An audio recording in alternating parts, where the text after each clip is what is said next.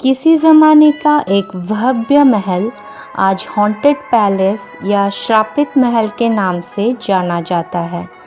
जी हाँ, हम बात कर रहे हैं जतन नगर के बारे में, जो कि ढेंकानाल डिस्ट्रिक्ट में आता है।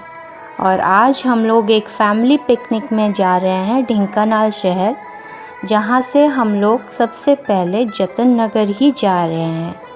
तो नमस्ते दोस्तों, मैं हूं Varsha. Welcome back to my channel rainy times. फ़िलहाल हम लोग मीना बाज़ार यानी कि मिड टाउन ऑफ ढेंकानाल, वहां से लक्ष्मी माँ की मंदिर के सामने से निकल रहे हैं माँ की दर्शन करने के बाद। उसके बाद हम लोग जतन नगर के रास्ते में निकल पड़ेंगे, जो कि मिड टाउन से कम 4 से 5 किलोमीटर जितना दूर है। तो रास्ते में हम लोग सारे इस बारे में डिस्कस करते जा रहे थे और हमारी एक्साइटमेंट बढ़ती जा रही थी।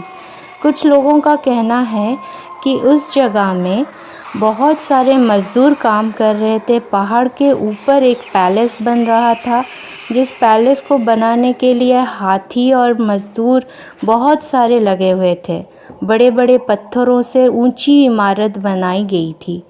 वो भव्य पैलेस आप अगर उस समय देखते तो शायद आप अपनी आँखों को बंद ही नहीं कर पाते।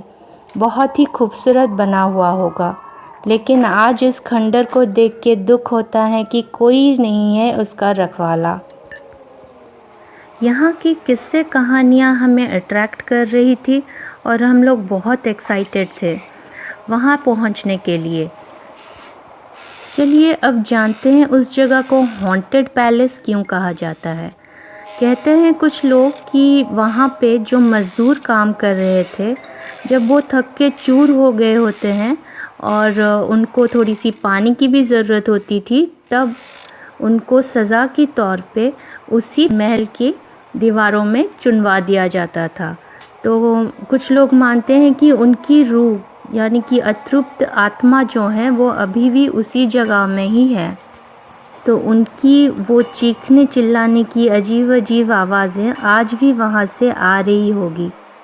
तो वहाँ कुछ लोग ऐसे भी बोल रहे थे कि कुछ फैमिली आई थी वहाँ पे नाइट स्टे करने और उनकी डेथ हो गई। इस बात में कितनी सच्चाई है, इसकी कोई सच्चाई हमको पता नहीं है। हो सकता है कि ये एक रूमर भी हो सकता है। कुछ लोगों का कहना है कि ये जो महल है ये श्रापित इसलिए है क्योंकि जिस दिन ये जो महल था उसका उद्घाटन हुआ था, मतलब उसका जो गृह प्रवेश वाला पूजा हुआ था, तो वहाँ के जो पटायत थे उनका एक बेटा था। तो एक चील उड़ता हुआ आया और उसकी आंखें नोच ली ठीक उसी दिन। तो तब से इस महल को श्रापित महल भी कहा जाता है। इस बारे में भी कोई सच्चाई हमें पता नहीं है, बस ये कहानियाँ सुन के हम लोग बहुत एक्साइटेड थे।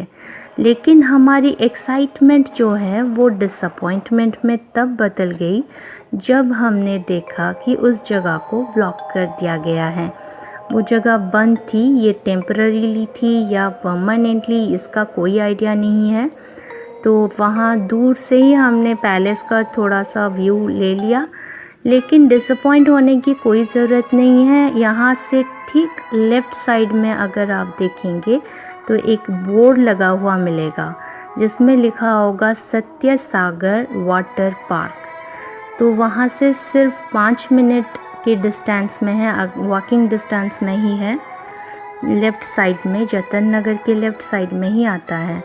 तो वहाँ जब हम पहुँचे हमने देखा वहाँ पे एक पार्क है, वाटर पार्क, यानी कि आप अगर सोच रहे होंगे स्लाइडिंग वगैरह या कुछ फव्वारे वगैरह होंगे, ऐसा कुछ नहीं था।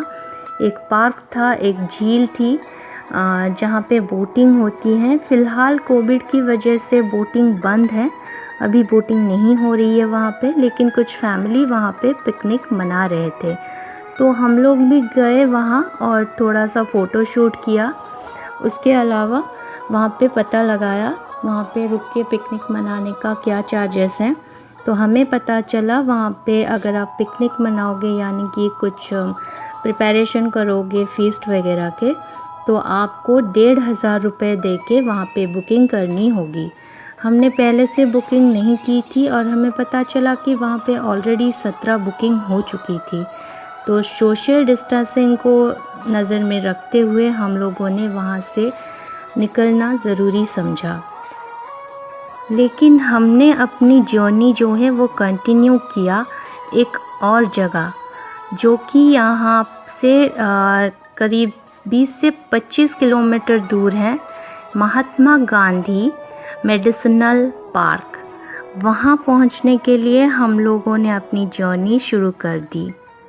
इस एक वीडियो में ये सारी चीज़ें दिखाना पॉसिबल नहीं होगा, इसीलिए मैंने इसी वीडियो का पार्ट 2 कर दिया है, जिसमें मैं आगे की जर्नी के बारे में आपसे डिस्कस करूँगी, आपको सब कुछ दिखाऊँगी।